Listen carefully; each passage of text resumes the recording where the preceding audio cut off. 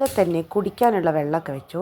പിന്നെ ഒരു ഈത്തപ്പഴം മിക്ക എന്തെങ്കിലും ഉണ്ണിയപ്പം കൊണ്ടുവന്നിരുന്നു, അതൊക്കെ കഴിച്ചേ. പിന്നെ ചോറിനുള്ള വെള്ളം മിക്കക്ക് കുടിക്കാനുള്ള വെള്ളമൊക്കെ വെച്ച് സാമ്പാറും ചിക്കൻ കറി കേട്ടോ ഇന്ന് ഉണ്ടാക്കിയത്. അപ്പോഴത്തേക്ക് അന്നൂട്ടൻ അടിച്ചേ. പിന്നെ ഒരു ഉണ്ണിയപ്പമൊക്കെ കൊടുത്ത് അവനവിടെ സെറ്റാക്കി ഇരുത്തിയിട്ടുണ്ട്.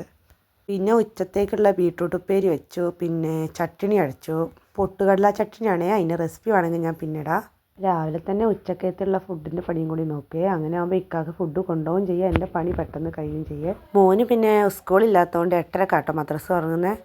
അവനെ എണിപ്പിച്ച് ഫ്രഷാക്കി രണ്ടാൾക്കും ഞാൻ ചായയും കടിയൊക്കെ കൊടുത്തു. അങ്ങനെ ഇക്കാക്ക് ഫുഡൊക്കെ ബോക്സിലാക്കി. അങ്ങനെ രണ്ടാളും പോയിട്ടോ.